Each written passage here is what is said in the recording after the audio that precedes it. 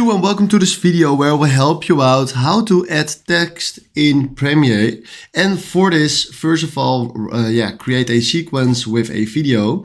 And then right now you can add text by just clicking here on the T sign and then select the place where you want to add text in and then write down something that you want to write down.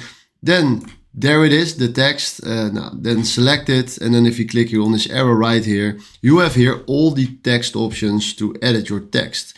Now right here we can center it, and right here we can make it bigger or we can make it smaller by just playing with this right here, or make it smaller with this.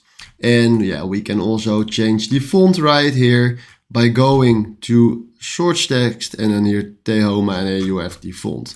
So this is exactly how you can add text in Premiere. For this, hopefully I could help you out. Then from now, thanks for watching and have a wonderful day. Ciao.